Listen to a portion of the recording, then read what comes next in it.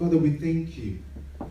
We thank you because you gave us the privilege of knowing Jeff, doing life with him. And yes, it is so difficult losing the ones that we love,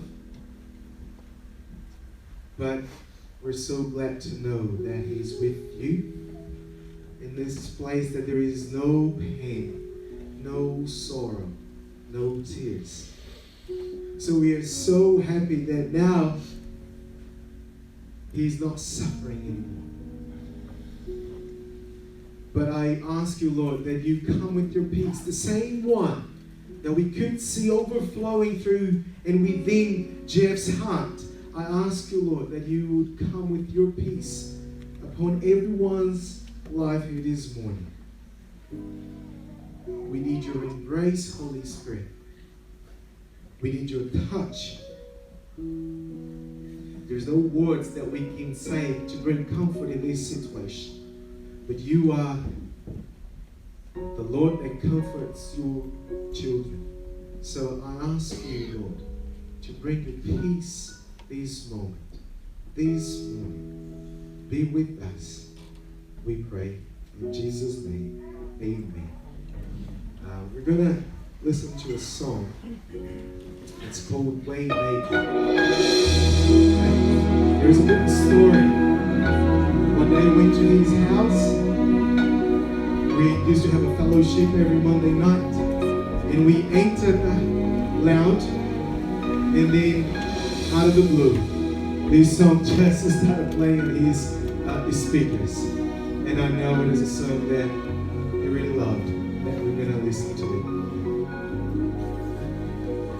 You are here, moving in our midst. I worship you. I worship you. You are here, working in this place. I worship you. I worship you. You are here, moving on midst. I worship you.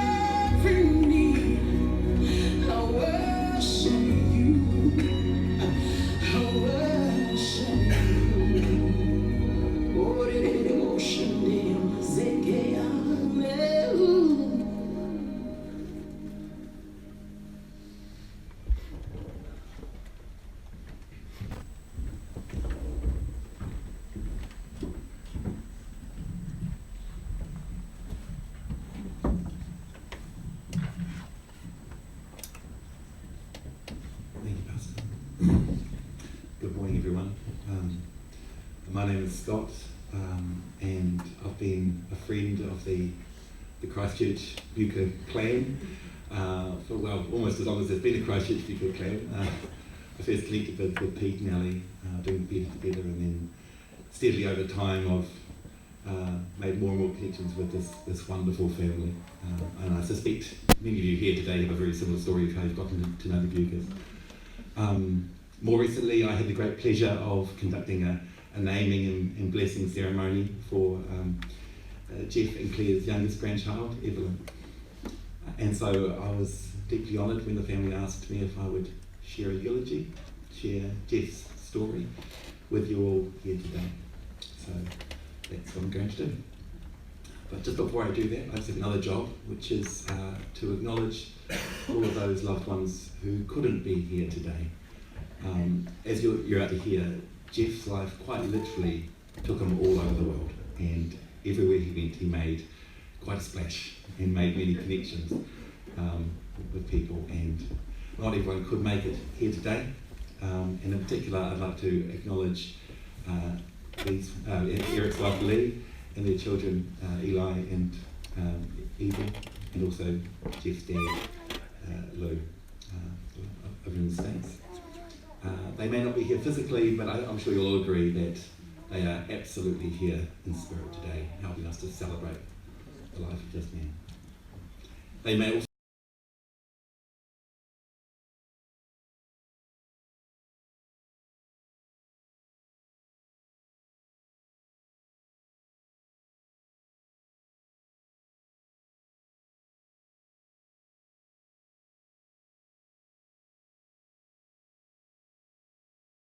Ali, who in just the past couple of days has done a mammoth job of collecting all the facts and figures and anecdotes from friends and family who have known Jeff across the many, many chapters of his richly storied life.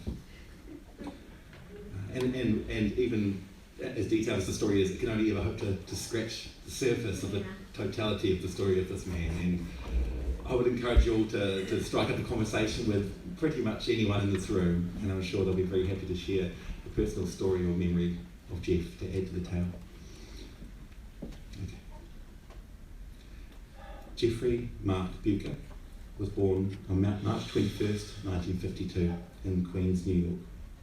He was the firstborn child of Pepe and Lewis Buka, and the older brother by 2 years of his sister Robin. At a young age, the family moved to Seaford, Long Island, and Jeff attended elementary school. Even as a small child, Jeff was brilliant. School was easy for him. He attended Seaford High School, where he played baseball and tennis, and during this time, one of his most iconic passions was born, because he discovered the drums, and he joined a band. In 1970, when Jeff was a senior in high school, Jeff and Robin's mother, Pepe, moved into a nursing home. Lou sold the house, packed up the kids and moved to Rockville Centre, New York. Jeff transferred to Southside High School, where he continued playing baseball and tennis, and he graduated that same year. The following year, in 1971, Pepe passed away. After high school, Jeff attended Maritime College with the intent of being a merchant marine. Now, Maritime College was a military-based school. Military, Jeff, as you can imagine, it wasn't a great fit. He lasted one semester of uniforms, formations and authority figures, and then he dropped out. After Maritime College, he applied to Oneonta College in upstate New York, where he studied mathematics. He once again played baseball in the drums, and he was at this time a fill-in drummer for a young up-and-coming musician known as Billy Joel. But forget about Mr. Joel, because the real superstar in Jeff's life was about to come along. It was spring break 1972 in Miami, Florida, on the beach. That's where Jeff met Claire. He was 20 years old at the time, and Claire at 18 was visiting the state on a school trip. He, after that meeting, he wrote her letters for a while, but eventually she had to tell him to stop writing because her boyfriend didn't like it. And that was the end of that. Spoilers, that wasn't the end of that. After he graduated, Jeff moved to Sydney, Australia, to take up a maths teaching position upon arrival, it turned out the school didn't need him to teach maths, so he became a physical education teacher instead. Close enough. Coaching basketball and, to his surprise, cricket, that classic American sport. He lasted 6 months before the cricket overwhelmed him. I'm impressed he lasted that long. And he moved back home to the US. After almost 3 years of no contact with Claire, he found himself passing through St. Louis where she lived. He decided to look her up in the phone book and see if she remembered him, which of course she did. After spending just days together, and with both of them currently living in separate states, Jeff asked Claire to marry him. They were married after a few short months on July the 3rd, 1976 in St. Louis. And their honeymoon was spent relocating from Missouri to New Jersey, with their first night as a married couple spent in a U-Haul truck in an overnight parking lot. In Jersey, Jeff worked for the Government Department Alcohol, Tobacco and Firearms, ATF, and after a while transferred to Washington, D.C. with ATF. Claire worked in graphic design and art departments. In 1980, Claire and Jeff moved to Virginia, and Jeff continued to work for ATF. Jeff and Claire became fast friends with Jim and Janet Mengel, and Jeff began working for the waste management company BFI in the sales team with Jim. To supplement their income, this awesome foursome were also a part of Amway. Jim and Jeff were always coming up with new ideas, and as an example, when someone knocked on the door selling coupon books, Jeff decided that he'd rather sell them than buy them, so he called the company and he got a job. That's kind of how he rolled. Jim joined him and the pair continued to sell coupons until branching out to create their own door-to-door business, coupon business, with the addition of a few more salesmen. In January 1984, Peter was born. Jeff and Claire removed themselves from the Amway business in 1985, and their second son, Eric, was born in January 1986. Shortly after, Jeff transferred his attention to a job with Primerica, an insurance and financial services company, and eventually Jim also took a job with the company. In May 1989, Jeff and Claire welcomed their third son, Mikey. For 10 more years, the family continued to work together, travel together, and achieve much success. Jeff was a dynamic speaker and gathered a team quickly. He built a billion-dollar business, teaching people how to manage their money correctly. They won many awards and accolades, made trips to exotic places, and changed many lives. In 1996, Jeff embarked on a 1,600-mile bike trip across much of the United States to raise money for a 10-year-old boy with leukemia. This trip was the first of many massive bike trips which Jeff would go on all over the world. Near the end of their time in Virginia, Jeff and Claire took the boys away for a few months, homeschooling them on the road as they travelled through Australia and New Zealand. Eventually, Jeff became itchy for a change. You might have picked up a theme about impatience for new things, shiny new things. He became itchy for a change and moved the family to Arizona in 1997. Shortly after the move, he sold Primerica business and spent his time in Phoenix golfing, cycling, and going to the movies with Claire. He biked through Europe with Pete and travelled with the family. After visiting New Zealand in 1997 and then again in 2001, Jeff clearly liked what he saw. As a result, he moved the family to Christchurch in mid-2002 and bought the Subway store in Colombo Street, next to the old bus exchange. Remember that? At the time, there were only 2 Subways in town, just 2, and the brand was only just beginning to take off. Eric and Mikey started school at Burnside High, and Pete followed from Arizona 6 months later to join Jeff in business. During their 11 years in Subway, Claire and Jeff won many awards, including Franchisee of the Year. Jeff would travel and speak at Subway conferences in Australia, Hawaii, and the US. The Buca name became synonymous with Subway Christchurch. I think we can all agree to that. And the family were responsible for building a dozen locations around the South Island. In 2007, the family branched out into musical theatre, producing and staging the very first New Zealand production of the show, Rent. Jeff dusted off his drum kit and played for the show, something that had always been a dream of his and a skill he hadn't indulged since college. Jeff and Claire became grandparents for the first time in 2009, when Pete and Ali welcomed Ari. Little Ari couldn't pronounce Grandma or Grandpa, so he called them Gaga and Gogo instead, terms of endearment with which they are still known. In 2011, Juliet joined the family as well. New Horizons called, and Jeff and Claire sold their last Subways and transferred their focus to a new venture in 2013. Pete, Mikey and Jeff teamed up with friends Scott Hamilton Hill and Simon Thwaites to create Pepe's Mexican Grill, named after Jeff's mother. Didn't know that before. Starting from the ground up, they built every area of the business, even running the commercial kitchen that supplied the 6 locations from Jeff and Claire's home kitchen.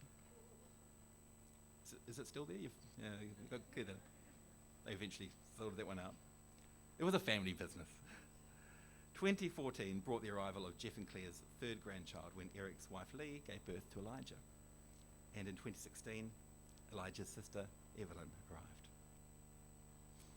Jeff decided it was time to get back on stage, and in early 2016 the Bucher family once again produced and staged a show. This time, Jeff was the driving force on stage, getting to fulfill a rock star dream as the drummer for the 80s rock musical Rock of Ages. This show was a life highlight for Jeff, as well as for Pete and Ali, and definitely left a mark on Christchurch, selling out every show. After 3.5 years and 6 stores, the team sold Pepe's and moved from Mexican to Brazilian. Close, still the same kind of continent. Barbecue Brazil in Papua Nui was Jeff's find, and Jeff took on a more behind-the-scenes role this time, while Mikey and Pete fronted the general management of the business. What began as a new and exciting business opportunity soon became far more than that. The relationships formed with staff and customers led to a unique connection between the Buchers and the Brazilian community of Christchurch. And one example of this special bond is the love that community now have for this very church. In July of this year, Jeff and Claire celebrated their 43rd wedding anniversary. 43 years. Jeff was a lover of life. An avid traveller, he frequently visited new places, including England, Canada, Prague, Portugal, Austria, Italy, Switzerland, Monaco, Greece, Spain, the Maldives, Russia, Mexico, Aruba, France, Singapore, and many more. I'm told the list is definitely much longer than that. In fact, it would probably be easier to list the countries he never visited than the ones he did.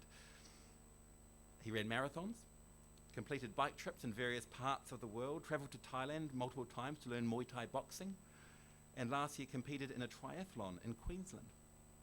Jeff and Claire also made an annual pilgrimage to the Australian Open in Melbourne. He loved live music and was lucky enough to see many of his musical favourites live, including, and again a very edited list here, but Fleetwood Mac, Jethro Tull, Harry Chapin, Celine Dion, the Counting Crows, the Eagles, Bruce Springsteen, Michael Jackson, Queen, Crosby, Stills, Nash and Young, and more recently LP in Prague. Jeff loved poker. He played regularly at the Christchurch Casino and also competed in tournaments around the world, including the World Poker Champs in Las Vegas.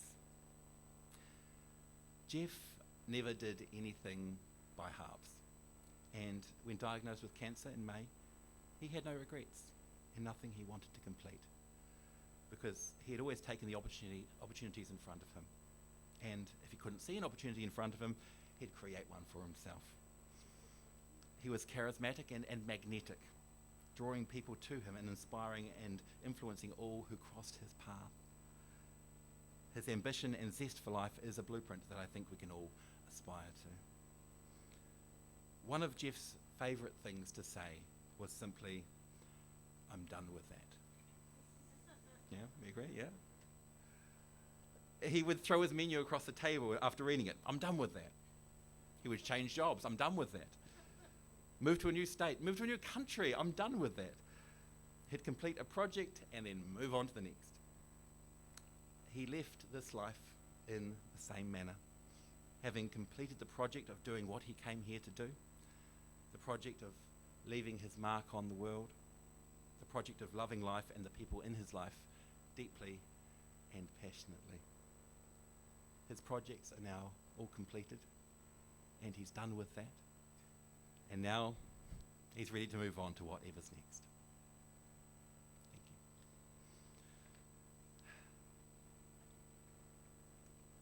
you. Okay, more wives and a cat, that guy. Probably sick of the sound of my voice, so I'd like to invite some friends of Jeff and of Jeff's family to come and share some words with you now. Some of them you'll recognise from the story I just told. Jim Mengle, who is a very long-time friend of Jeff's, Simon Thwaites and Scott Hamilton Hill, both friends and business associates, and Ryan Carville, a friend. Ryan's not in the program because he gate crashed this program, but he'd like to share some words also. So.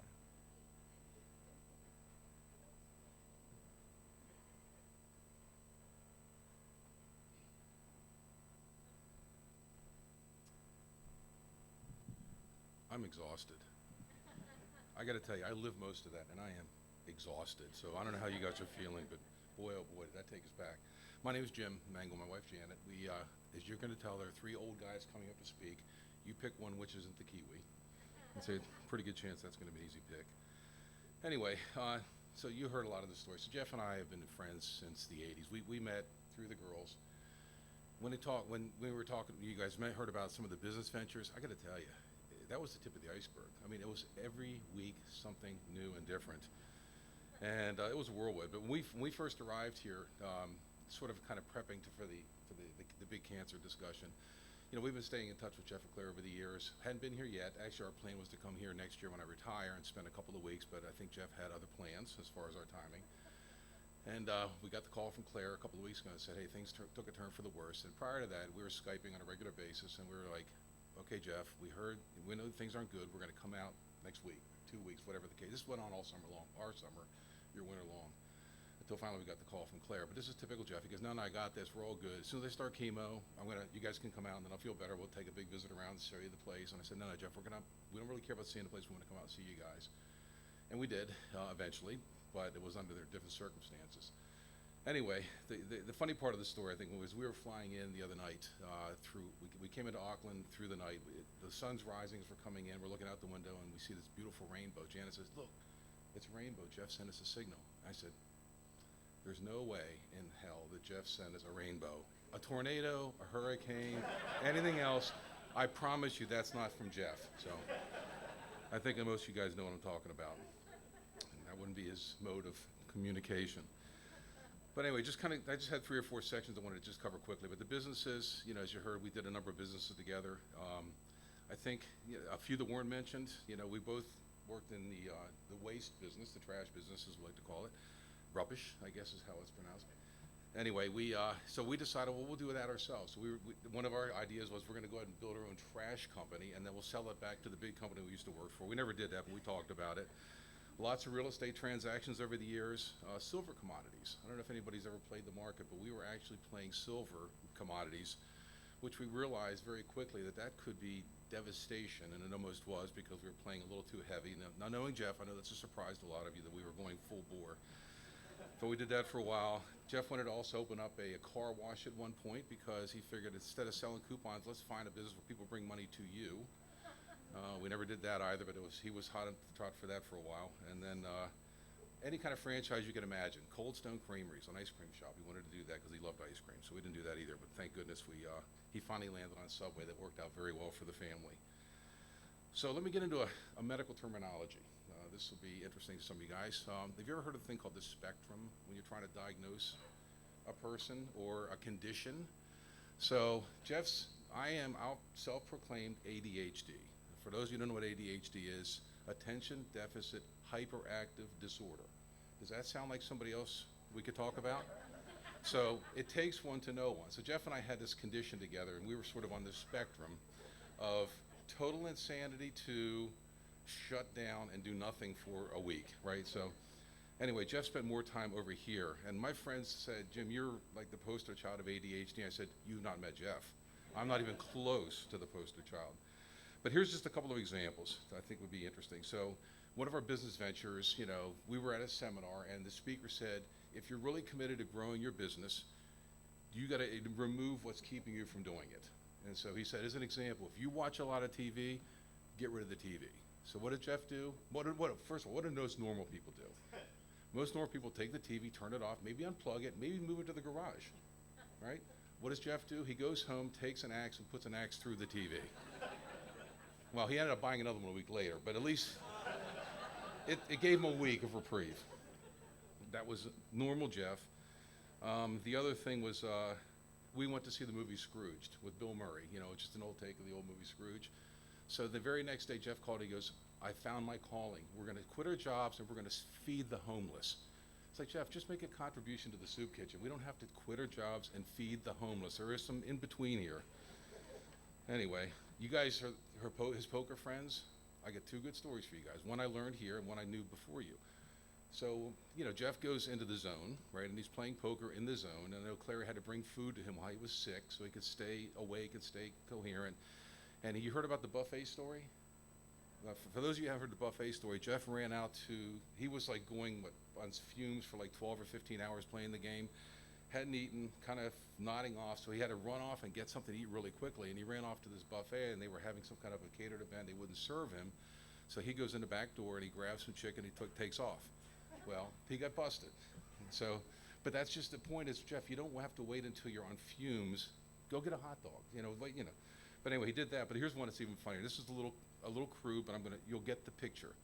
So years and years ago, Jeff was in a casino playing long time, putting everything else off in this, in this world right now. I mean, he's in the zone, he's got the focus, had to go to the bathroom, but he was on a roll. So he kept on a roll and on a roll and on a roll, and then finally when he couldn't manage it anymore, he beelines for the bathroom. He got to the bathroom, he didn't quite get completely to the end game.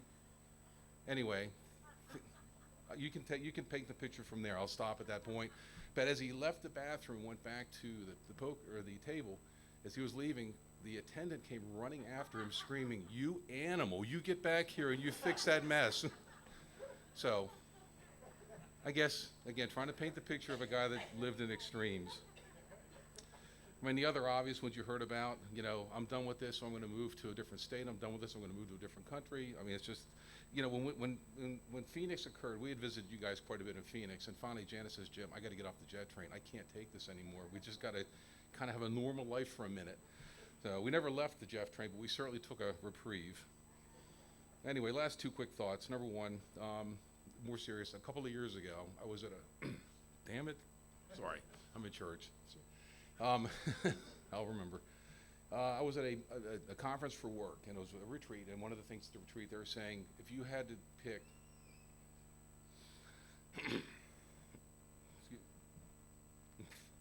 Pete, sorry, buddy.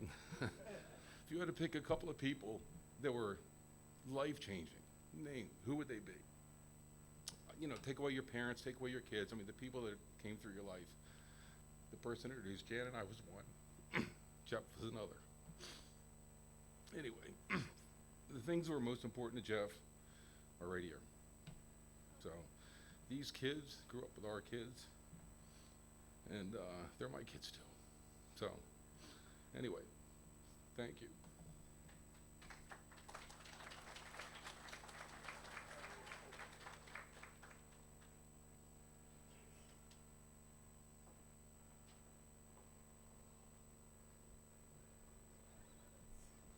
Thanks, Jim. That's going to be a hard act to follow. And I'm glad you didn't quite break up there, because I'm going to struggle through this. I'm going to put my head down and read my notes, so apologies for that, but I want to get through it.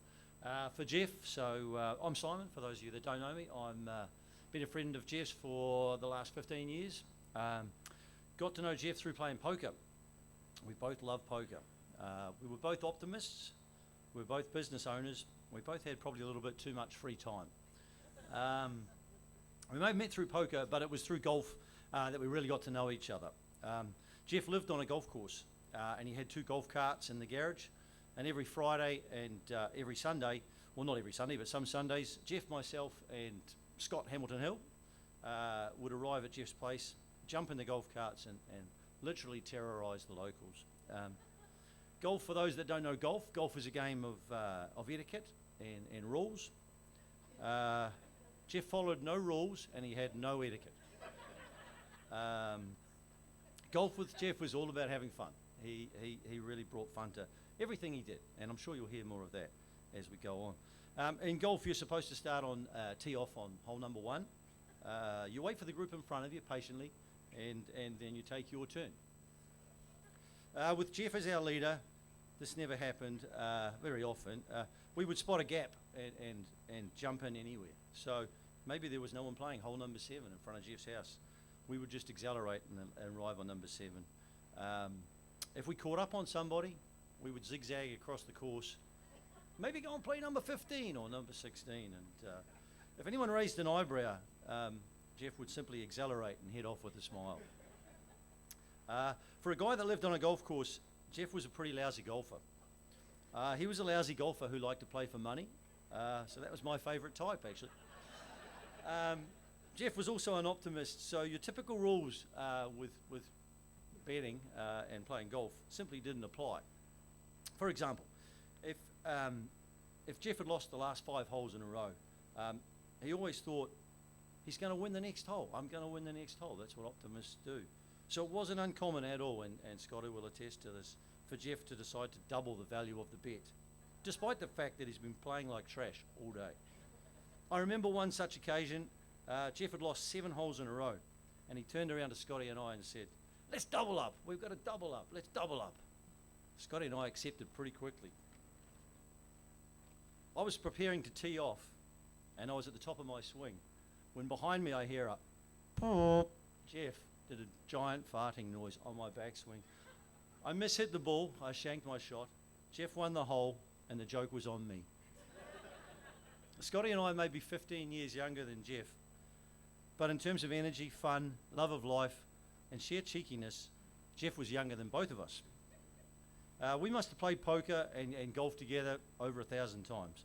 Win, lose or draw, it was always laughter, and there was always lots of fun to be had. Jeff's enthusiasm was infectious, and no matter what was happening in your own life, at home or at work, you quickly forgot whatever was going on when Jeff was around. He was a lot of fun to be around, but he was also very, very persuasive. I'm sure Pete will attest to that. I'd see Jeff, maybe twice a week, and often he had a plan for me. I sold my business, so Jeff often had plans for both of us, Scotty. So here's a couple that came up in the last couple of years.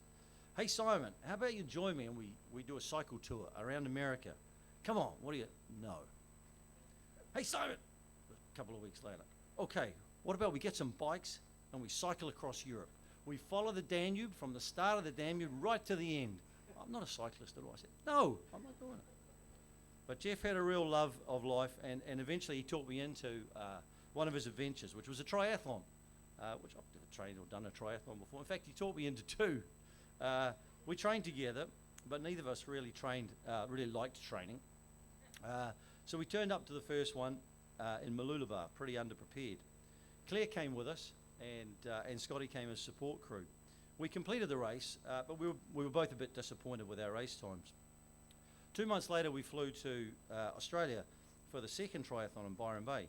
This time there was no Claire, just me and my partner Sala, and what a difference it was. We realised just how much Jeff relied on Claire. Jeff was more than just a little bit disorganised in Byron Bay. He was floundering without Claire. He turned up to register for the first day and he forgot his ID. He turned up to race day and forgot his towel. And after the race he got lost. It took us 2 hours to find him. It was then that we realised this man should be going nowhere without Claire. And my partner, I think, termed the phrase, "Jeff, you cannot go out until you've been cleared to go out." Claire, you've been amazing through all of this. And Jeff knew how lucky he was. Long before he got sick, he told us and his friends how lucky he was to have you. So just wanted to say that. He was also, well, actually I was going to say, this is a little bit off colour, but we're so glad that Jeff went before you, because if it had been the other way around, he would have been bloody hopeless. Jeff was a family guy. He wasn't into partying or boozing. His stories often involved his sons and their various choices they had in front of him at the time. He always had an opinion on whatever it was you had to choose to do, trust me. He loved his kids and his grandkids, and he was so proud about you guys.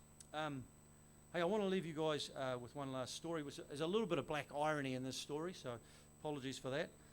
It was a very recent discussion, actually. So but it's a discussion that sort of summed Jeff up for me in a lot of ways. One of the traits I really admired about Jeff was his optimism, his ability to see the positive in things and to imagine positive outcomes. Whether it was business, I think, Jim, you alluded to that. Golf, I've alluded to that. Poker, half the crowd here will know about Jeff's optimism in poker. And also his health. I mean, he was a positive guy. He always focused on the positive, and I really liked that. It was one of his great traits for me. So one of the last times I saw Jeff was after the New Zealand Poker Champs. Scotty Hamilton Hill had come second in the big tournament. I'd come first in a small tournament.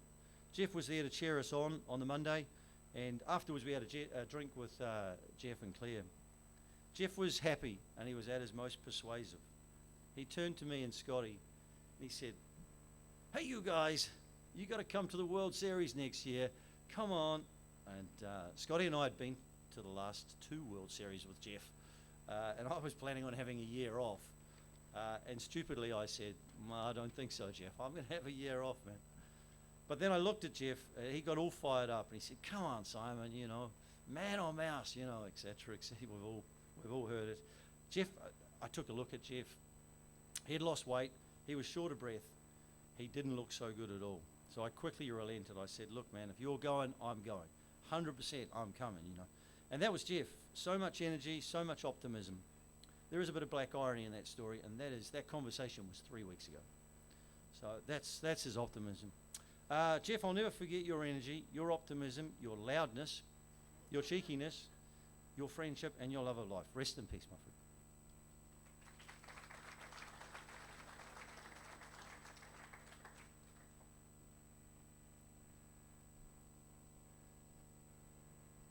I think I've been introduced already. Thank you all for being here to celebrate the life of my great friend Jeff. Jeff Bucher was always a quiet, patient, and humble man.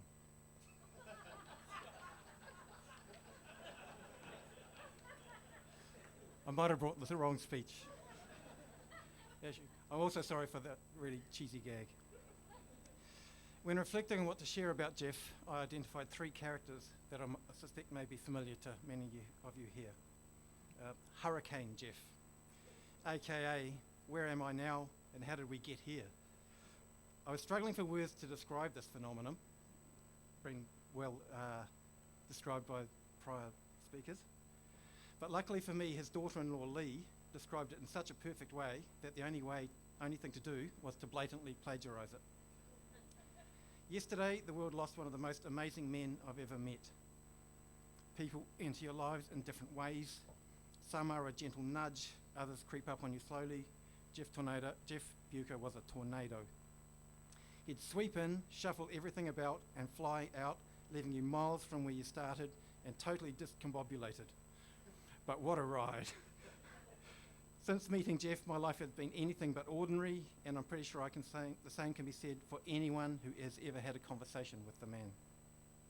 He was the loudest person in the room, and everyone he met was his best friend. With Jeff, he was either 100% or he was asleep. You never knew what was going to happen next, and when you were with him, from trips to far-off destinations to putting on live shows, it was always an adventure. The one constant with everything he did was with a full heart and the best of intentions, and he absolutely lived for his family.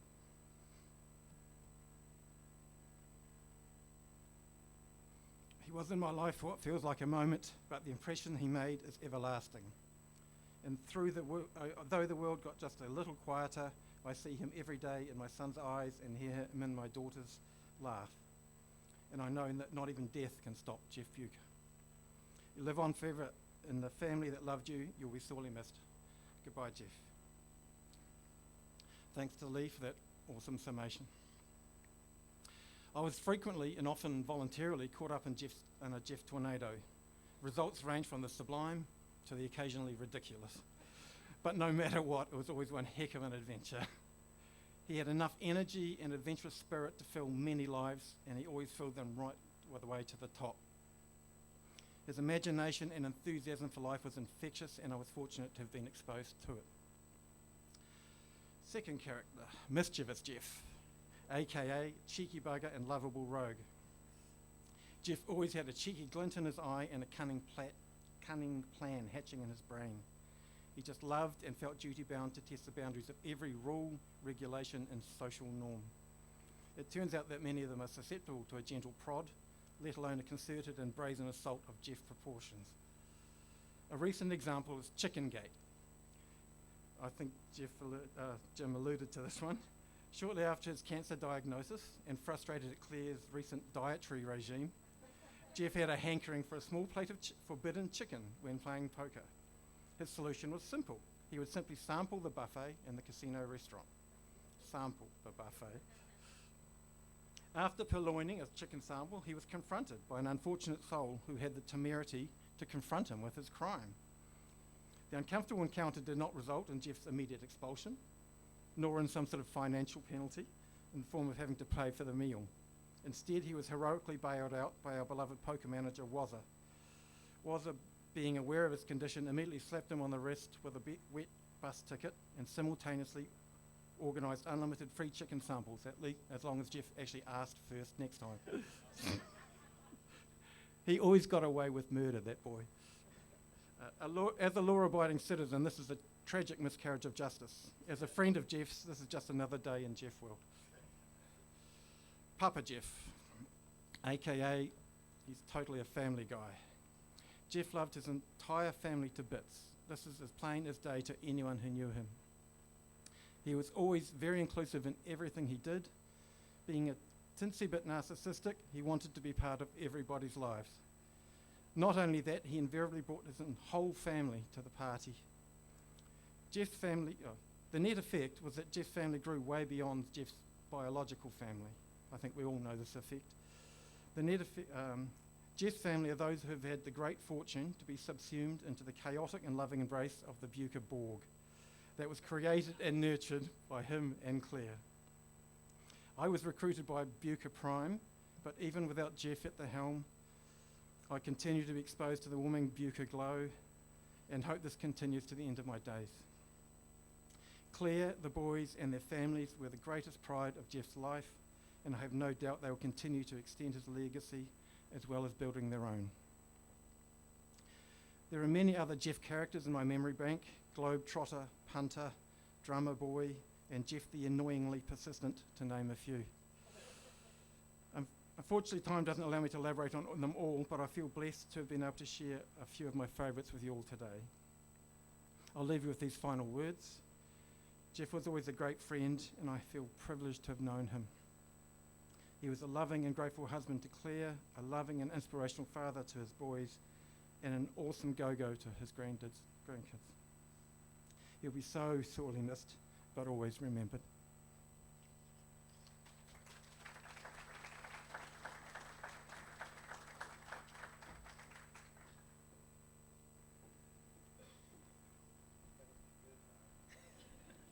Kia ora koutou, I'm the gate crusher. So I've been blessed to be one of the people you've heard about that's been sucked into the Bucher whānau. That started very quickly when I was about 12 years old, meeting Mikey, and I rapidly ensconced myself as a part of the scenery at every one of the Bucher households. So I've been reflecting over the last few days about Jeff, and what's become apparent from those reflections and from the other speakers here tonight is that my memories of Jeff exist, as Jeff did, as a massive whirlwind of chaos and excitedness and energy. Which is not going to surprise anyone, we've all heard about it. I recall going round to the Bucher whare on Inglewood Road, the first household where I met the Buchers, and walking in and hearing this kind of crazy, silly, loud situation where Jeff was exclaiming repeatedly how we needed to refer to him as Brad Pitt from here on out. Because he had just had his hair recently blonded. And I remember in that moment just kind of being taken aback by, I think, really young at this stage, and being, amazed by the energy and the presence that this guy, many decades my senior, had, which was awesome. And all the Buchers were on board with that hilarity, which was, part of the story. I remember the Ross Place whare, where I'd often turn up before Mikey would get home, and I'd just be hanging out with Claire and Jeff. And this was the house where I first properly met Rockstar Jeff. So I'd turn up and, he'd set up his drum kit front and center in the lounge. And as soon as I'd walk in, he'd crank up the stereo to whatever song he was playing and go, "Ryan, you got to sit down, man. I'm nailing this riff." And from there, I could be there anything from 10 minutes to 2 hours. But by this point, most of my other friends are off playing PlayStation in the room or whatever I'd gone round there to do, and I'm still on the couch watching Jeff. But it wasn't necessarily the drumming or the music that kind of kept me there. It was the infectious passion that emanated out of Jeff when he was in the zone. You'd lock into those big widened eyes as he's eyeing you down playing the drums, and you'd be just sucked into the zone as well. He had an unparalleled vigor and energy, which was incredible. I recall many conversations I had with Jeff about future projects and prospects. He had this capacity to envisage things blooming and expanding and growing. Every project had an infinite potential. And he had an incredible way of inviting people, or persuading people maybe is a better way to say it, to join him on these journeys. Yeah. The faith and belief he had in pursuing these projects and in the people that he worked with to deliver them was really inspiring. Jeff always took an interest in what I was doing, partially I think because a lot of the antics I got up to baffled and entertained him. Although hearing some of the other stories, I feel like we may have had more in common than I first realized. But I know that another reason he was interested is because of how close I was to his boys, his family. So some of my favorite memories of Jeff are the times when, and I don't know if Mike even knows this, the times when Jeff would kind of come to me and just sort of check in about how Mikey's doing. You know, what's the lowdown, Ryan? Is Mikey seeing any girls at the moment? How's he doing? What's happening? Fill me in on the goss. And you know, being a friend, I had a certain duty of non-disclosure. But I love these memories because I think they just show again the extent of Jeff's love for his family. You know, I think this is his way of just ensuring that the people around his family are the right people, and he's done an amazing job of that. He's built this incredible extended group of people. Jeff, I hope that in those times I managed to put your mind at ease that your boy Mikey was doing well, and that, you know, your family is surrounded by people who love and support them, and I hope that you can rest easy knowing that your love and care for your family was seen and felt by us all. So I'd like to bring a little bit of Kiwi flavour to this, and I'm going to end on a karakia. So, nuhia, nuhia. Nuhia ki te uru tapu nui. Kia wātea, kia mama, ki te nākau. Te tinana te wairua i te are takata. Koia rā I rongo, whakairia ake ki runga. Kia tina, tina, hui e, tāe ki e. Kia ora.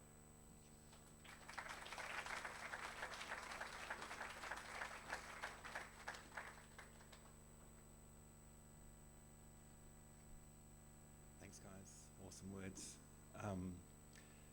Ryan mentioned the character of Rockstar Jeff, and on that note, we're now got a bit of a treat. I'd like to invite some members of the production of Rock of Ages to come up. As I mentioned, Rock of Ages was a life highlight for Jeff. He got a chance to rock out every night on the stage, and with these wonderful people who are going to now share a performance with you.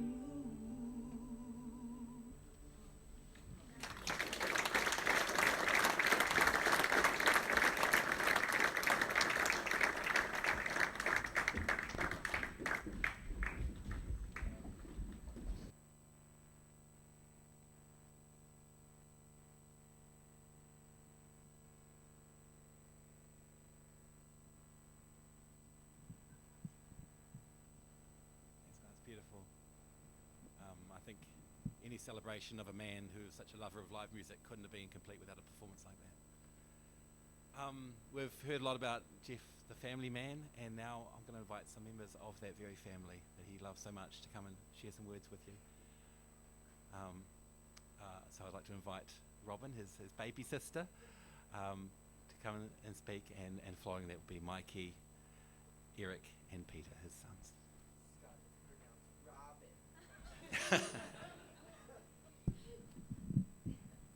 Thank you, Peter, for putting me in this spot, following a Broadway act here. Whew. My voice seems a little high-pitched, but it's probably the microphone. I'm Robin, Jeff's sister, and I'm so happy to be here and to see everyone. And I'm going to tell you how Jeff became who he became. He was similar to all the stories, but just short.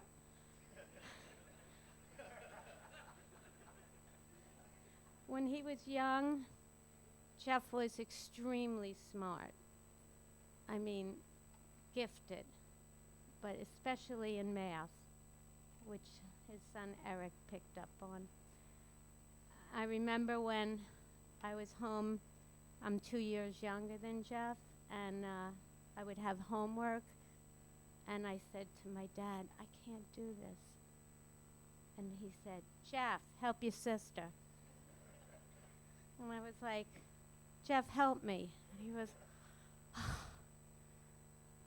I can't, you're too stupid. And I was like, I'm too stupid. And he was like, Jeff, help your sister. And this would go on, and I said, forget it, Dad, he's not helping. But my dad got aggravated with Jeff a lot because he was just out of control in a small way. And he would get mad at my dad all the time, and he would wind up saying, I'm running away. He would say, I'm running away pretty much once a week. And he would run, but we lived on a brook, you know, like a stream. And that was our name of our block, was Brook Lane. And behind our house was a stream, and it had beautiful trees. And I knew where he was going. He was going to the tree, climb the tree, and just sit in the branches. But he always said, Robin, I'm running away. Don't forget, it's 6 o'clock, bring me a sandwich. So I felt bad, because I didn't want him to be hungry. I was Claire before Claire. And I would go around the block, and I'd throw him up a peanut butter sandwich, and he'd be sitting there eating it. I said, when are you coming home? He goes, not for a while, I'll come home at dark. Go home and get me a drink. And this would go on and on and on. And that was Jeff back then. And then Jeff grew up a little bit, and he went to college. My mom passed away, and I was pretty much, your dad works, and you're kind of home alone after school. And I was always into candy. A Bucher trait? Yes. I always wanted to go to the candy store after school, but there was no money around.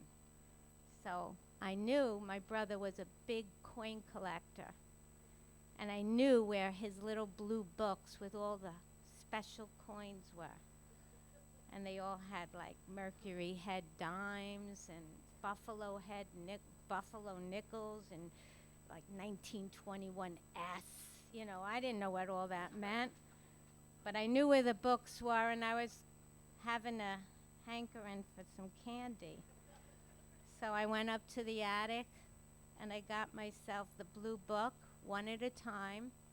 I'd take 3 or 4 coins out, ran down to the corner deli, and they were like, hey, Robin, candy today? And I go, I'll have a Snicker bar. I'd give them these coins that I thought were just dimes and nickels. And I spent every single coin in his coin collection by the time he got back from college.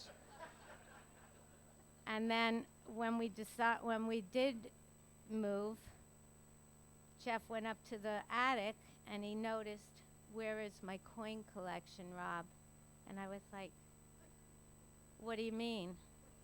And he was like, "I had 10 or 20 books full of coins that were like ready to be cashed in."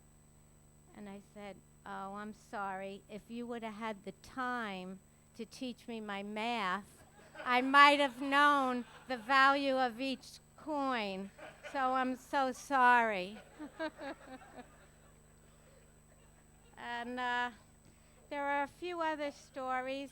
As a sister, when I got to know Claire, they always were asking me to go on trips with them, and it was really very nice. Jeff always asked me to go biking, and so I would bike with Jeff when Claire wasn't able to go, and I'd go to the south of France. Or it was just like a whirlwind of trips. And there was this one time we went to Monaco, and we biked, and we were sweaty, and we had on these tight spandex things. And you don't go into a casino in tight spandex in Monaco. But Jeff said they don't mind. He went into the casino, and there was this one lady, I think she was from Saudi Arabia, into oil. They roped us off, and he was starting to play the game craps, which I don't know anything about. So I was just watching Jeff right behind him. And this lady had chips everywhere. And I said to Jeff, "How much is she throwing in?" And he said, "I think she's $25,000 a hand." And I said, "And you're going to play with this lady?" And he said, "I'll be fine." And I was like watching him, and then every once in a while he'd go to the ATM. You don't know this, do you, Claire? Oh, all right. He would go to the ATM and come back. Sure enough, back to the ATM. Sure enough, lost it. Back to the ATM. And after the third time, I said, "Jeff, don't you think this is enough? Let's get back on the bikes and pedal." And he would say, "Robin, take your negative energy and get it out of here." And I was like, "Okay, give me a couple of bucks. I want to go to the slots." But he was just a good person. Everyone loved Jeff. Jeff was like, there was no one like him. And he'll be missed. And I just want to thank Claire and her sons, because Jeff's in every one of his sons. I could see it, I hear it, and when they're in a room together, they're super loud, and they're really, really like Jeff is still there. And Claire, without you in his life, he wouldn't have been able to do anything he did. You were the angel here on earth. Thank you.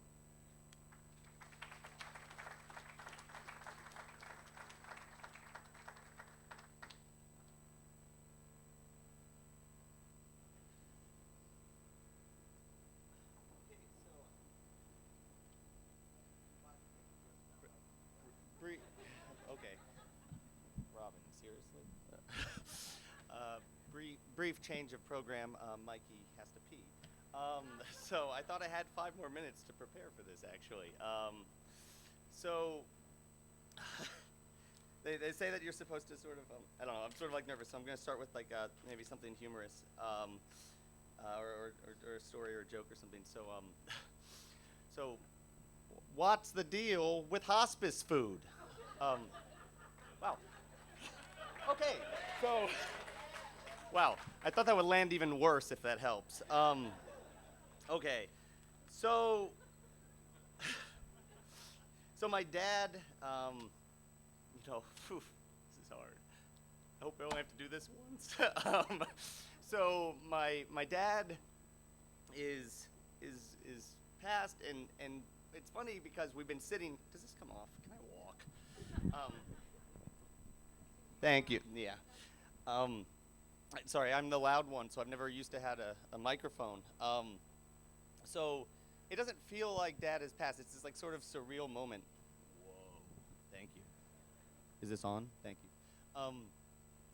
It doesn't feel like he's passed. We've got this sort of like surreal moment, and I think that's something that Robin said. I think he lives on in a lot of us, not just in me and Pete and everybody, but in everybody in this room. I do think that's a testament to how you know the traits that he had. Mikey, Mikey in the bathroom in there. This is what I'm supposed to literally my notes say. Look at Mikey compassionately. Oh, there you are. Okay, that's my seat. Got it. Okay, Mikey, you've always had all of Dad's compassion and his ability to throw himself in people and see the best. You have his spirit. Pete, well, I mean, I almost feel like I don't have to say it, but you have his energy, his enthusiasm, you have his heart. And I am really, really cheap. And so in my mind, Dad took his 3 best qualities and divvied them up a third, a third, a third. So let me give you a couple of examples of what I'm talking about. When we were kids, Dad used to teach us. I don't know if this is even like in New Zealand. I don't know if this happens, but we call it movie hopping in the States. You go to a movie, and then you sneak into another movie before, like after the credits. You pass on before the next movie starts. And this was like a Bucher trait. Like this is how we went to the. I didn't even know I didn't even know there were tickets. I just assumed it was like an all-day pass, like a buffet or something. And so the record that Dad and I set was 7 movies. We started at 10 a.m. We left at 1 p.m. A.m. to a.m. Nicely done. 10 a.m. to 1 a.m. And we had different changes of clothes. We were bringing hats of vibrant colors. I think there was a cowboy hat that went in and made a moment so that they said, well, that guy can't be him. That guy had a cowboy hat on. And you had to come up. We used to get the movie schedules and chart out the run time so we knew what theater we should hit next immediately after. And this was like such second nature to me. And it was just, that was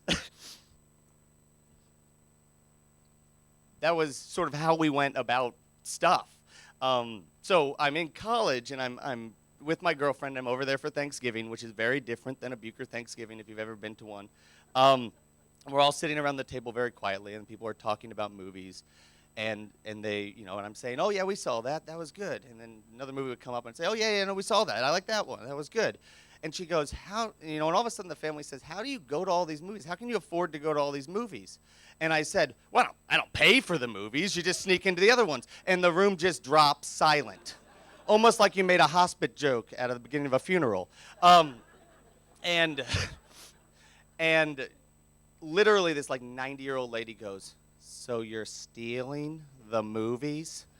And I went, and then in true Dad, I just remember this because I remember thinking, this is my father coming out of my mouth, right? I said, well, it's not like anyone was going to be sitting in that chair if I wasn't sitting in that chair, so it's really not stealing of the movie.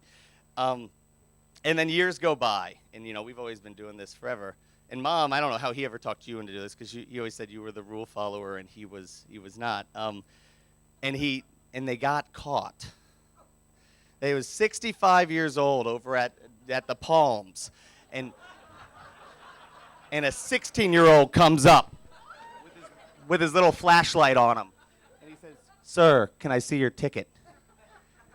We've been rehearsing what you say in this exact moment for 30 years.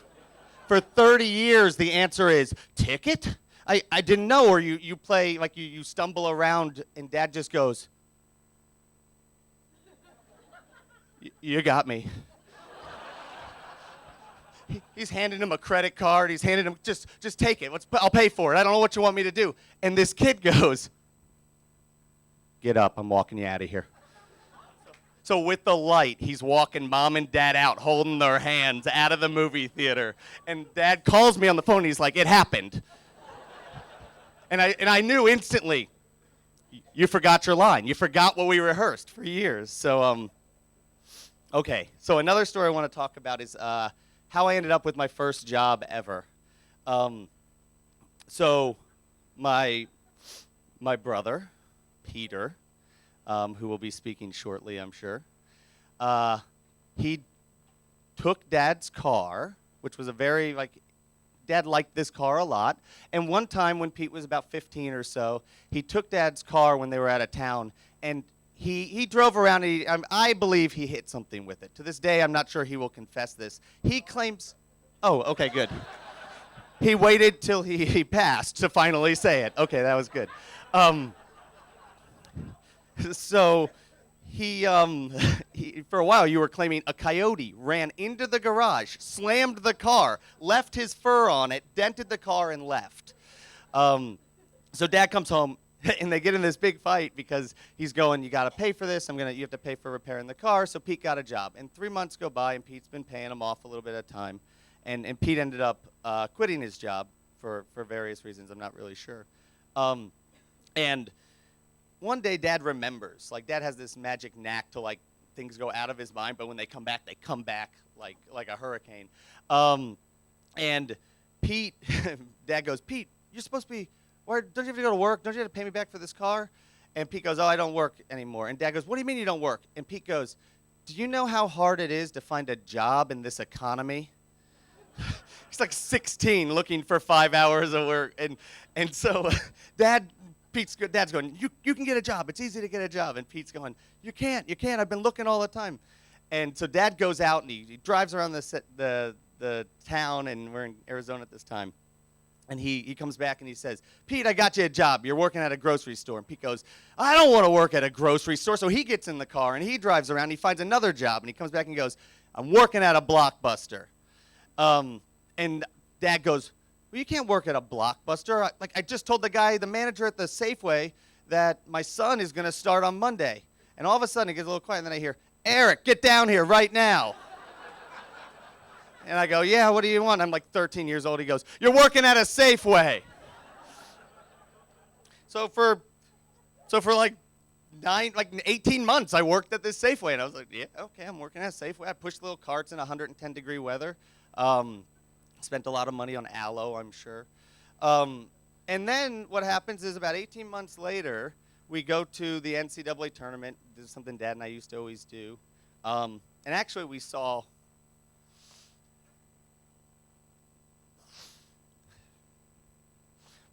basketball. Let's just leave it at that. We saw Gonzaga play for the first time, and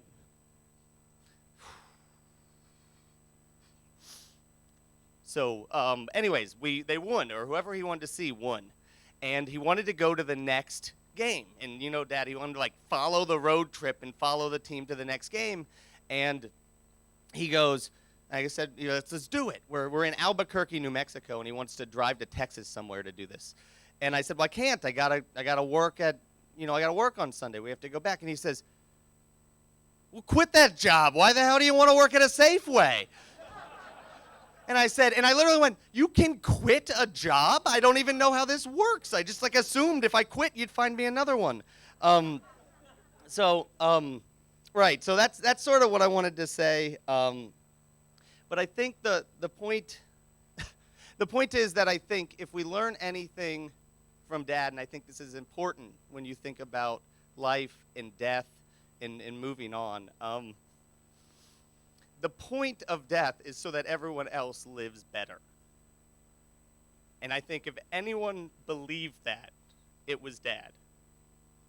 And so I guess that is my challenge to everyone who hears these words and who is in this room today, is go out and be a better version of yourself tomorrow than you were today. And I think that's what Dad would have wanted.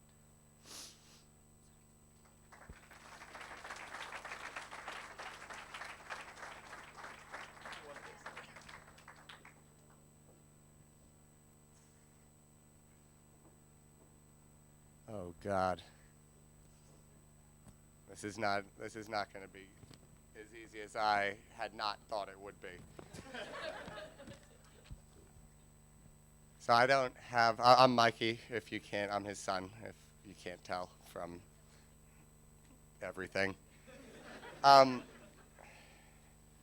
I'm not going to speak quite as long or as passionately because I am going to struggle, so I'm going to keep myself off of a bit of a script a little bit.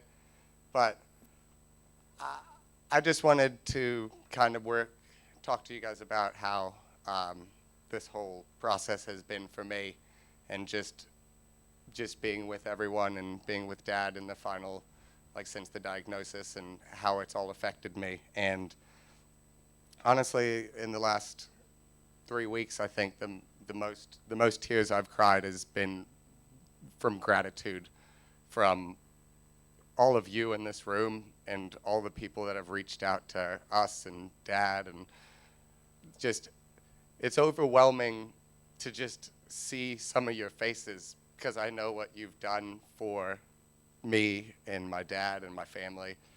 And it's just, it really makes me, it's tough. I feel so good about everything, but it's such a bad time. But I feel so good to see everyone and to feel the love from everyone, and to know just that he inspired that love throughout everyone in this room. I mean, I can't say how thankful I am to my friends and family, and the ones that have really been checking in, bringing me deodorant and underwear to change into, packing my fridge with food and my pantries with food, and cleaning the house, and like helping out with laundry. These are amazing things that you shouldn't be doing for me, but I'm very appreciative that I have such lovely people in my life, and that were in his life, especially at the end. The Brazilians from church, Pochi, can't even look at you. I'm just going to say your name, and you know. My friends, Mom and Dad's friends, and Kim, and everyone that's just been helping out. I'm so gracious for everything. And that is, I'm very happy that that's the biggest feeling I have walking away from this, is more gratitude than anything else. I've gone through the whole range of emotions, from gratitude to just love, and feeling so excited about the things that me and Dad did, and the things I got to do, and the things that we had planned to do. He had a super holiday planned for us that it was a super holiday. I'm going to leave it at that. And we will remember that even if we didn't take it. So I guess I would like to share a story so that I can bring myself back a little bit into my own head. But one thing that I remember about Dad was he was a salesman. He was a hell of a salesman. And Mom used to do just about everything when it came to like cooking and cleaning and things like that. And she would make 2-3 dinners a night, just ask each one of us individually what we wanted. And nowadays I think it's absolutely crazy, like batshit crazy, that you're making multiple meals just because I want tacos and he wants spaghetti and Dad wants pizza. And you did all this, and you know, and we do love you for it. But when Dad would do anything that was related to taking care of us, he got all the attention and all the gratitude from us. And he used to do this Super Duper Daddy special, which was his night of cooking. And my mom would cook 2-3 meals a night, and we'd just be, yeah, it wasn't often that he did this. I actually have it recorded that I don't know if it was 6 months or a yearly thing, but it might have been a literal single event. So, but she never got, and she got gratitude, but like she didn't get the gratitude that Dad got for Super Duper Daddy special. And we went crazy for it. And literally all it was a can of baked beans, tomato sauce, and chopped up hot dogs, chucked in a big pot, stirred around, and he would serve it up. He'd be like, come get the Super Duper Daddy special. You're gonna love it. It's the best thing you've ever tasted. And we would, this is the best thing we've ever tasted. Holy cow. This is amazing. Like, how, I didn't know he could do this. I didn't know he was doing this the whole time. But it was Dad. It was like he was just so he had this energy about that would make you want to, whatever he was talking about was like, yeah, I'm with you. Whatever you say, I love what you're saying, and I'm doing it, and I'm with you. And he really did. And yeah, I mean, I'm sorry, Mom, that he stole your thunder a few times when he really didn't deserve to steal your thunder. But that's just the kind of like the love we all felt for him and what he felt for us. I did go through the emotion of being sad, and I'm sure that'll come back and rear its head a few times in the future. I mean, I'm sad because of all the good times we had. So I'd rather be sad and know that there was good times than be quite happy about it, which I'm not. I mean, I'm sad that he won't be able to come to any of my basketball games, and he used to love doing that. He used to love to just tell me how terrible of a decision that shot was and how I shouldn't be shooting. What am I doing shooting the basketball? Even when he was getting pretty thin and when times were getting shorter, he would come to the basketball game and he'd leave at halftime and go, you're down by 20. I don't even know why I'm watching this. This is hard to watch. He used to say it all the time. He used to show up and be like, that was a tough game to watch. It was that sort of like giving you shit, but also giving you encouragement at the same time, that he had just such a fine line, and he rode that fine line very well. And yeah, I mean, there's so many things that like, I'm gonna miss him calling me at 11 o'clock at night and saying, on your way home, bring me a burger, and drop it off at home, and then go home yourself. That's okay. You're on your way. You get here, you drop it off, and you go. And he literally, like, we used to love it when Dad was in charge, and even when we weren't kids and I was adulting and Mom would go away, she would come back and there'd be pizza boxes stacked this high. There'd be Chinese food boxes everywhere. We wouldn't have vacuumed or cleaned the house the whole time, and there'd be laundry just piled up. And it was just like we had our own little. It was always like a boys retreat, like a little holiday every time Mom was away. But we definitely missed you during those times as well. But I think the last thing I've felt is peace, and peace with the whole situation, and just knowing that Dad was never in pain and had always had us around to be with him. I mean, we might have been the only pain he had in this whole process, me and Mom, but it was just amazing to get to see him every day and walk with him and watch the baseball and see how the Yankees are literally playing the Angels right now, which is fitting. I'm not going to check the score because it would ruin the story if they were losing. So I'm going to leave it to your imagination that they're probably winning right now.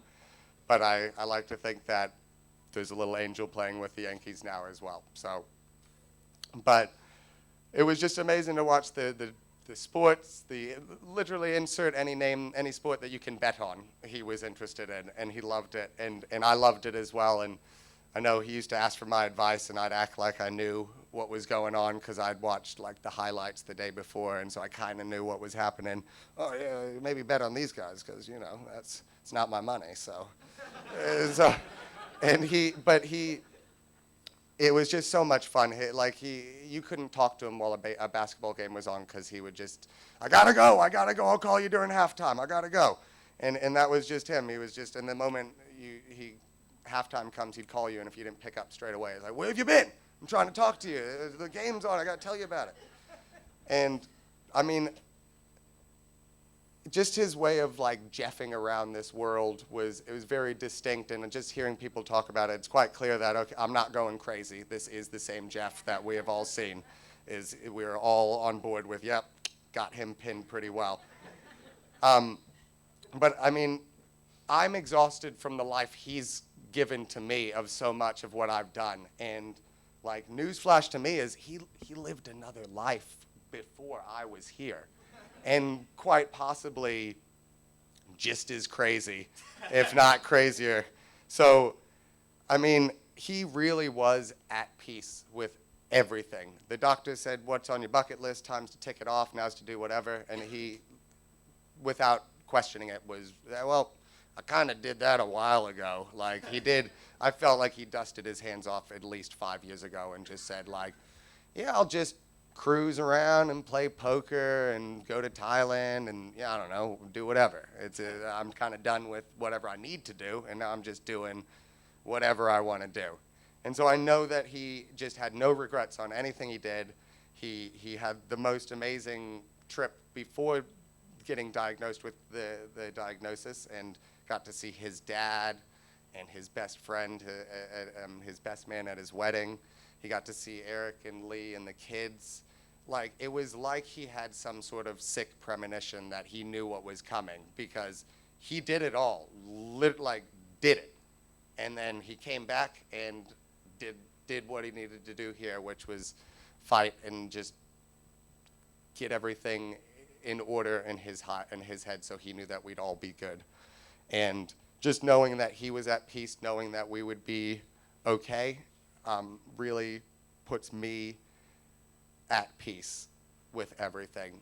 And I will loop back to gratitude, and it will start the cycle of gratitude, love, sadness, and back to peace, because I know that's how he ended it, and that's how my cycle will always end and start back with the gratitude for all of you people here.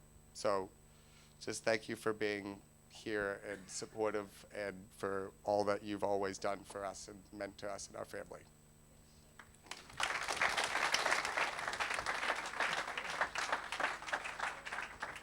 Turn that off. Okay, I'm Pete. I was the favorite. That's why I'm going last. So those who know me know that I normally would bullet point something and just kind of wing it. I didn't. I typed it out. Well, Ellie typed it out.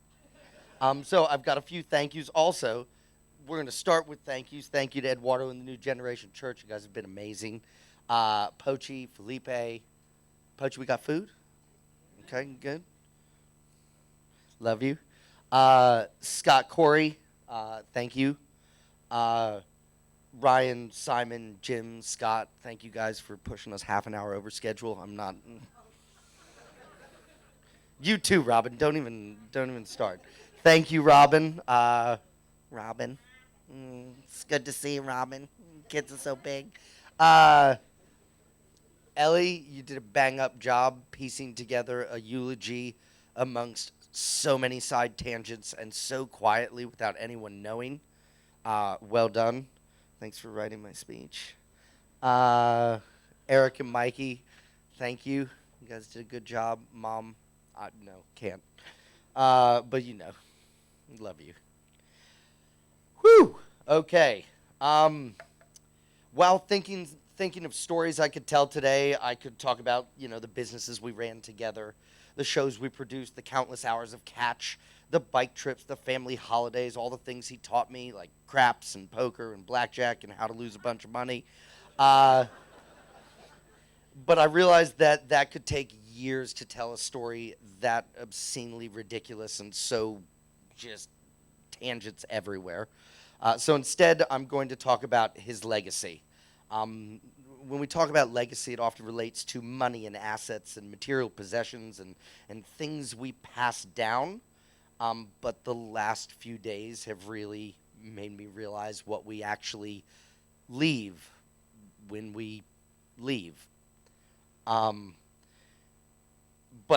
how do you measure someone's legacy? And I know it's going to be a bit cliche, and 25% of you are going to know exactly what I'm talking about immediately.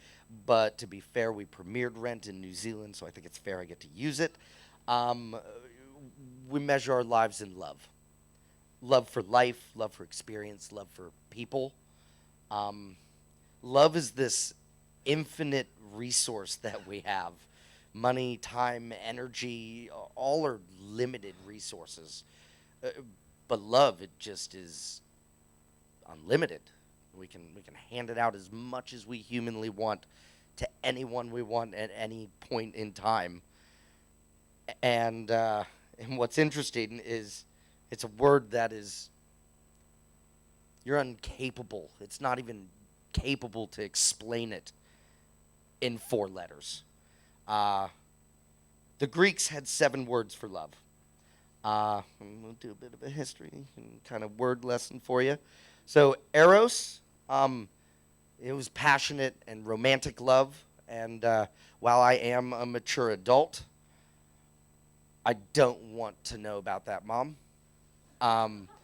What went on behind closed doors is your business. I'm still your son, and I still don't want to know. The passionate, no, you know. But seriously, what my parents have, they call pragma, which is everlasting love. It's a long-standing, lasting love built in respect and history together. Thank you, Dad and Mom, for teaching me what it was meant to look like.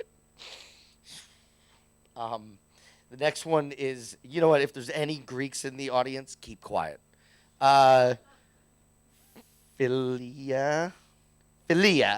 It's authentic friendship. Like the love Dad felt for Jim and Scott and Simon and everybody in this room and people who are, being live streamed to right now, which I can't believe you forced us to live stream your funeral. Okay, so the next one is close to philia. It's, you know what, I don't even want to say it because it kind of looks like a word. I'm going to say it, philatia. So it's actually self-love. And as we all know, Jeff was Jeff's #1 fan. He backed himself. He believed he was capable of anything, and I get that. I mean, I am certainly pretty great.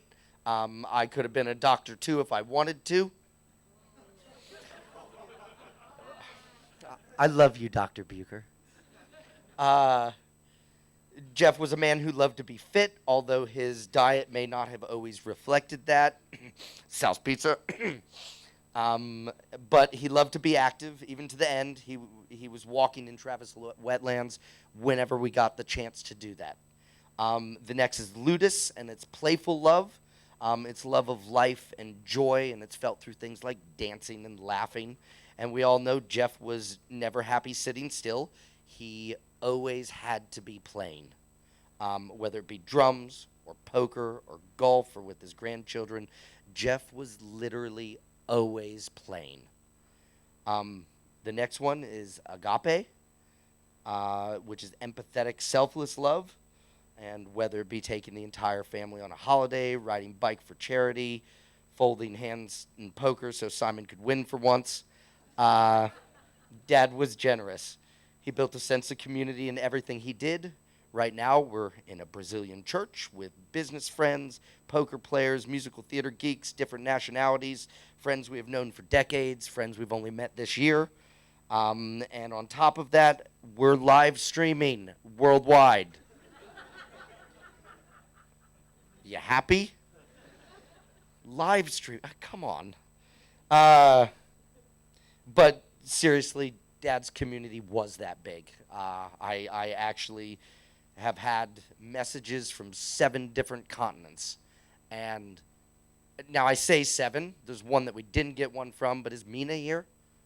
No, Mina's not here, but Mina's from Egypt, so I'm going to include that as Africa. But I got a message from a guy on the Antarctic Air Force Base who is a Air Force customer who regularly comes into the the shop, and he sent me a message. So, well done, Dad. Going worldwide, spreading your web. The next one is storge, spelled storage, or maybe we'll call it baggage, and that's love of your children. I'm going to give you the definition for this one straight. The love parents naturally feel for their children It's based on natural feelings and effortless love, though I know I definitely required effort. It is the love that knows forgiveness, acceptance, and sacrifice. It is the one that makes you feel secure, comfortable, and safe. And that is how my dad made me feel. My dad and I are very similar, so much so that we often butted heads, sometimes quite spectacularly. I'm sure some of you were around for many of those. Dad's favorite movie of all time is Field of Dreams. It combines some of his favorite things, like baseball, the relationship between father and son, and James Earl Jones. For those of you who don't know Field of Dreams, basically Kevin Costner's in a cornfield, and he hears these voices, and the voices tell him to build a baseball field so that he can bring Shoeless Joe Jackson back. And so, crazily, Kevin Costner plows his corn and builds a cornfield, or builds a baseball diamond. And at some point, Costner's in the cornfield, and he hears the words, "ease his pain." And he spends a chunk of the movie searching for meaning in it, saying things like, whose pain? Ease whose pain? And at some point, he's talking to Ray Liotta, and Ray Liotta's playing Shoeless Joe Jackson, and Ray Liotta's getting ready to disappear in the cornfield, and Costner's going to, whose pain was I supposed to ease? And Ray Liotta goes, ease his pain, and kind of points back down to the home plate, and there's Costner's father, and they had a rough kind of end to their relationship. He hadn't gotten a chance to see him and say I love you and play catch with him, but it wasn't actually his father's pain he was easing; it was his own. So he eased his own pain by getting to play catch with his father again and building the baseball field, and that was his ability to mend his relationship with his dad. I am grateful to be here today, knowing that I don't need to build a baseball field in the corn. My pain's gone. It's not gone, but it's not. I know we were good,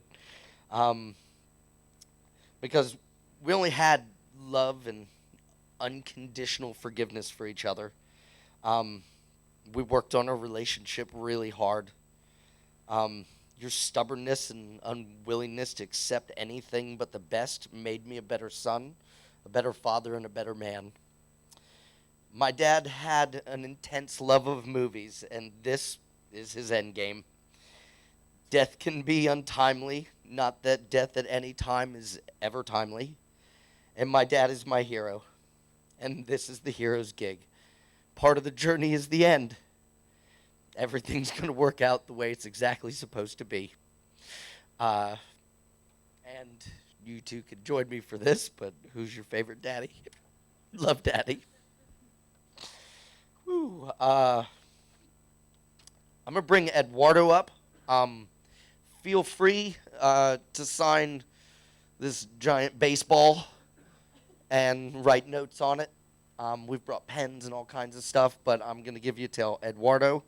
And we're only 45 minutes over schedule, so that's reasonable.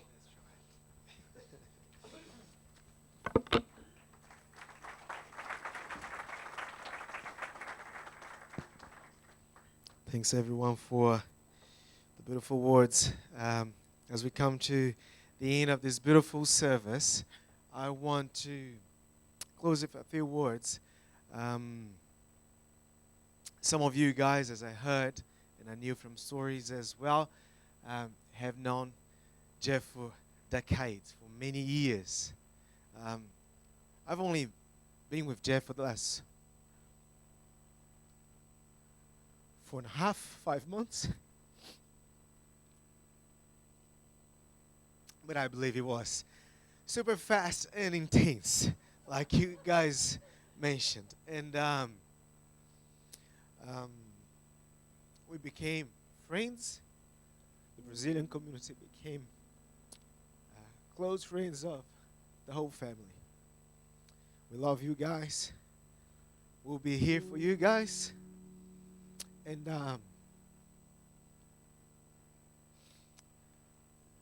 we planned, because we hoped that he was going to live longer. And then we planned quite a few things. It was so fast. There was no time to see imperfections. So we were talking a few times, and he would say, "Oh, Eduardo is perfect." He didn't know me very well. And I would say, "Jeff is the best." I've only known him for 4 months. And we were planning things as friends, maybe. He knew I liked to travel as well. Maybe we do some trips together. Or he know my passion for the word, and he was, "Oh, we're going to preach the word together. We're going to share the message together." Thank you. We didn't get to do this. I'm glad that you guys had time to travel with him, to do crazy things with him. We were helping him with different things. We had the opportunity to talk about Jesus. He embraced it, and one of our biggest plans, if he was going to live longer, was to use every single time he had to share the message of Jesus. Yes, he liked to play the drums, and he did play on that drum. He had a gift speaking in public, and he used that to preach to this church. He was very successful financially, and he used his finances to bless this ministry too. He changed his life. If he had the chance of bringing a last speech, he would talk about love, yes, but he would definitely say, no matter how successful you've been doing life, or you are, there is no true life without Jesus.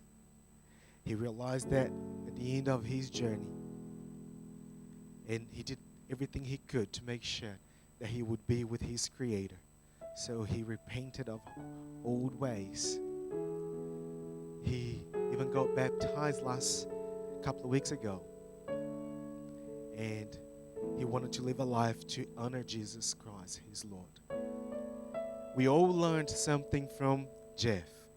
I know, no matter if you've been like me for just a few months with him or for many, many years, we all learned something from him. So let's just learn another lesson. There is no true life without Jesus. That's what he realized, that he was very successful. He had everything that he could possibly gain on earth, but he still didn't have what really, really was necessary, which was salvation through Jesus. And a couple of weeks ago, he was in peace because he knew he was going to go back to his Father, the good Father, the Heavenly Father. So I want to close with this. If you still don't know Jesus, Jeff got to know him. It was at the end of his life when he had a really and close relationship with Jesus. If you don't know him, search for Jesus. He's here. He's with open arms for all of us. Amen. So let's pray. Father, thank you. Thank you because you put Jeff in our lives. We loved him. He did leave a legacy of how to live life with passion. He left a beautiful family. And but he did something even greater. He acknowledged that he was nothing without you. So he made sure that before he went, he was on your team. May us learn from what he's done and live our lives differently. Allow us to get to know you more and more every day. In Jesus' name we pray. Amen. God bless you all. Have a great afternoon. As Pete said, we've got some food at the back. Feel free to stay with us a bit longer. Jeff is going to be for a little while still, so come and sign. And God bless you all. Thank you. We're also going to play a little video. Mikey and Robin, they put it together.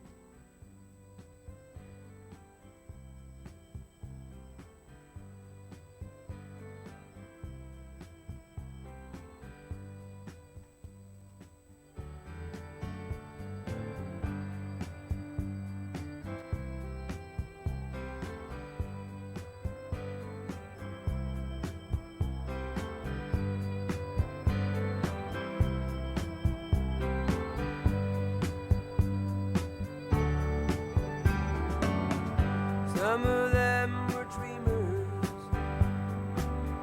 some of them were fools, who were making plans and thinking of the future.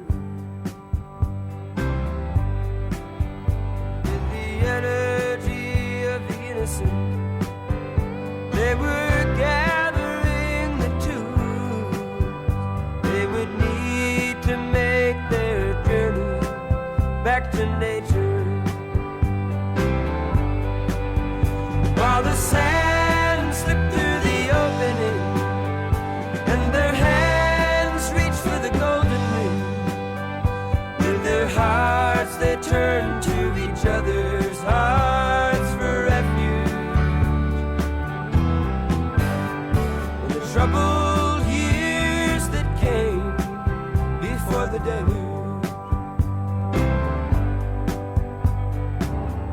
some of them knew pleasure,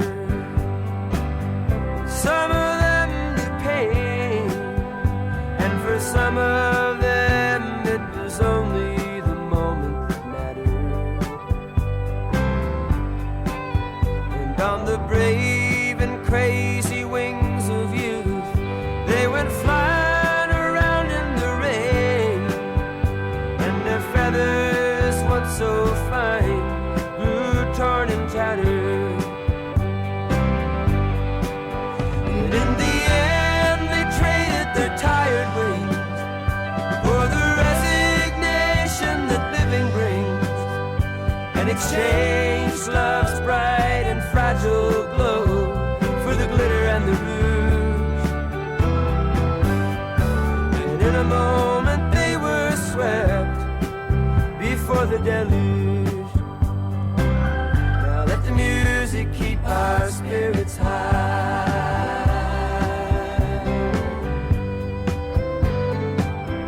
Let the buildings keep our children bright.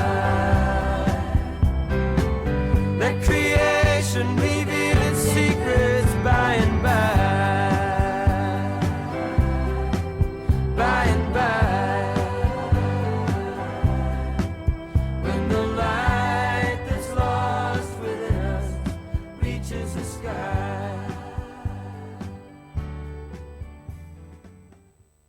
First, I have to go through the psych up ritual. Spend 10 seconds. I can't believe you're gonna do this. Get a good picture of this. Line them up. You can line them up if you want. I'll knock them down. Good. What's first? Okay, the first thing is the worst thing. This is a freaking beetroot. Oh, it's awful. Claire, do you like it? I like it. All right, so here you can have this. Dad. All right, so here we go. I'm going 30 seconds. I got it all covered. All right, get the Finished timer off out. with a little strawberry shake. All right. And a goody chunk. Oh, you got a bowl of. Wait, you got a bowl. Bowl here. Okay. 2. To Rocket Man. 3. Oh, wow, Jeff. Down it with, what is that, water? Selenium? Then we got selenium. This is the fish oils. cafes. Fish oil!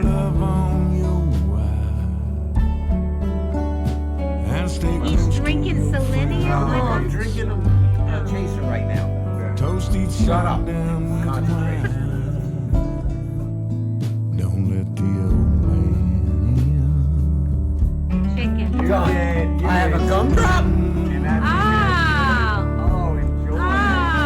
Oh, good boy. You get the rest of yours.